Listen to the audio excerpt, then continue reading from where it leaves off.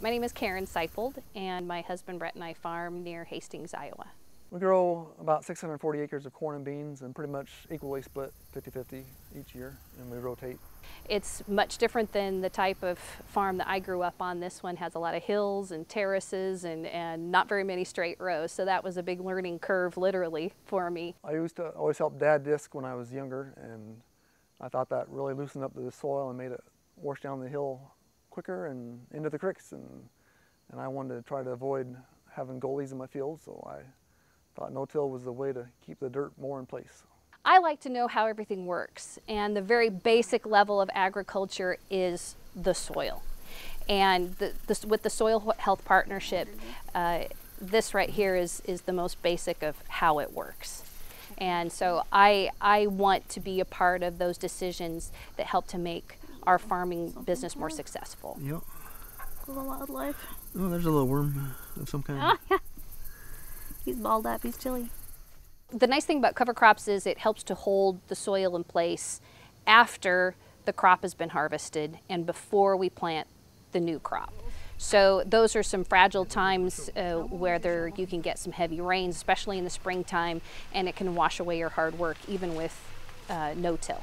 So we're hoping that with the cover crop in place, it'll hold the soil in place and also take up excess nitrogen that we'd like to have utilized at that time, and rather than have it washed away.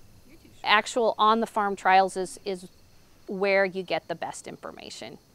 And a field test that's done in north central Iowa may not be as beneficial to us down here in southwest Iowa, where our terrain is different, our soils are different, rainfall, the weather, it all plays an important role. So to be able to have the information from your neighbor's farm gives you much better practices to put in place than something that's done 2 states away.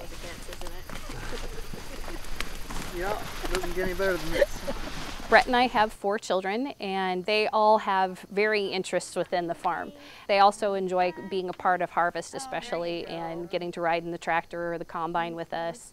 I think that there's some interest there. Our daughters are interested in pursuing perhaps some engineering and maybe even crop production, and we'll see what happens in the future. I'd like to encourage them to pursue those interests. Walter's gonna finish before any of us start. 1, 2, 3, 4. Back over there. Oh, 4. They had to go backwards. I could have sworn like there was another thing you could do instead of Get him back to business.